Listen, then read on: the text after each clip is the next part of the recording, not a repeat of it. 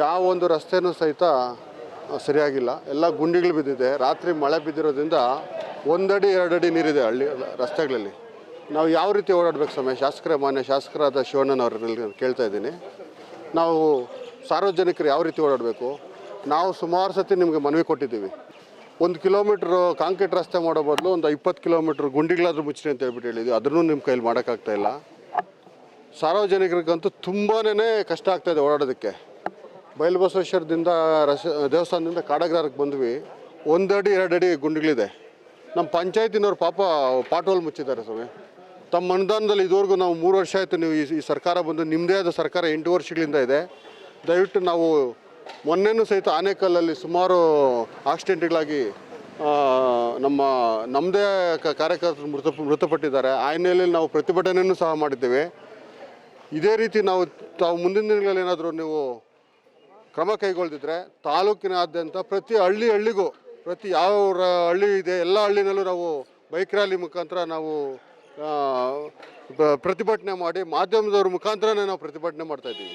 ರಸ್ತೆಯಲ್ಲಿ ನಾವು ಓಡಾಡ್ಕೊಂಡು ಯಾರಿಗೂ ಸಾರ್ವಜನಿಕರಿಗೆ ತೊಂದರೆ ಆಗದೆ ಇರೋಂಗೆ ನಮ್ಮ ತಾಲೂಕಿನ ಸರ್ಜಾಪುರ ಭಾಗದ ಎಲ್ಲ ನಮ್ಮ ರೈತ ಮುಖಂಡರು, ನಮ್ಮ ಪಕ್ಷದ ಹಿರಿಯರು, ಉಲ್ಲಳ್ಳಿ ಶ್ರೀನಿವಾಸರು ಇರ್ಬೋದು, ತಾಲೂಕಿನ ಅಧ್ಯಕ್ಷರಾದಂಥ ನಮ್ಮ SRT ಅಶೋಕ್ರವರು, ಈಲಲ್ಗೆ ಕೃಷ್ಣಾರೆಡ್ಡಿ ಅವರು, ಮುರಳಿ ಕೃಷ್ಣ ಅವರು, ನಮ್ಮ ಗಣೇಶ್ ಅವರು, ಮತ್ತು ರಾಧಾಕೃಷ್ಣ, ನಮ್ಮ ಮಂಜುನಾಥ್, ಕುಮಾರನಹಳ್ಳಿ ಮಂಜುನಾಥ್, ಮತ್ತು ಭೂಸ್ವಾಧೀನ ಹೋರಾಟ ಸಮಿತಿ ಎಲ್ಲ ನಮ್ಮ ಪದಾಧಿಕಾರಿಗಳು ಈ ರ್ಯಾಲಿಯಲ್ಲಿ ಭಾಗವಹಿಸಿದ್ದಾರೆ. ನಮ್ಮ ವೇಣುವರು ಇರ್ಬೋದು, ಮತ್ತು ನಮ್ಮ ತಾಲೂಕು ಉಪಾಧ್ಯಕ್ಷರಾದಂಥ ನಮ್ಮ ಯೋಗೇಶ್ ಅವರು, ಎಲ್ಲ ನಾಯಕರು ನಮಗೆ ಜೊತೆ ರ್ಯಾಲಿಯಲ್ಲಿ ಬಂದಿದ್ದಾರೆ. ಸುಮಾರು ನಾವು 3 ಅವರಿಂದ ನಾವು ಬಂದಿದ್ದೀವಿ. ಈಗ ಬೈಕ್ನಲ್ಲಿ ಯಾವ ಒಂದು ರಸ್ತೆನೂ ಸರಿ ಇಲ್ಲ.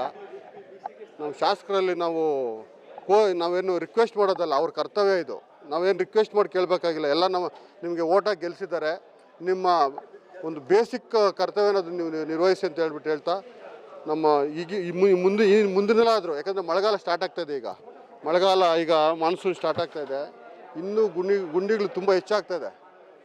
ಇನ್ನು ಸಾವು ನೋವುಗಳು ಸಂಭವಿಸೋಕ್ಕೆ ಮುಂಚೆ ತಮ್ಮ ವಿರುದ್ಧವಾಗಿ ಪ್ರತಿಭಟನೆಗಳು ಇನ್ನೂ ಹೆಚ್ಚಾಗೋದಕ್ಕೆ ಮುಂಚೆ ತಾವು ಎಚ್ಚೆತ್ತುಕೊಂಡು ತಾಲೂಕಿನಾದ್ಯಂತ ತಾವು ಗುಂಡಿಗಳು ಮುಚ್ಚೋ ಕಾರ್ಯದಲ್ಲಿ ರೋಡ್ಗಳನ್ನ ಸರಿಪಡಿಸಿ ಅಂತ ಹೇಳ್ತಾ ಎಲ್ರಿಗೂ ಈ ಬೈಕ್ ರ್ಯಾಲಿಯಲ್ಲಿ ಪಾಲ್ಗೊಂಡಿರತಕ್ಕಂಥ ನಮ್ಮ ಎಲ್ಲ BJP ಕಾರ್ಯಕರ್ತರಿಗೆ, ನಮ್ಮ ಲೀಡರ್ಸ್ಗೆ, ನಮ್ಮ ರೈತ ಮಿತ್ರರಿಗೆ ನಾನು ಧನ್ಯವಾದಗಳನ್ನು ತಿಳಿಸ್ತಾ ಇದ್ದೇನೆ. ಹಾಗೂ ಮುಖ್ಯವಾಗಿ ಮಾಧ್ಯಮ ಮಿತ್ರರಿಗೆ, ತಾವು ನಮ್ಮ ಜೊತೆನೇ ತಾವು ಆಟೋ ಮಾಡ್ಕೊಂಡು ಬಂದಿದ್ರ.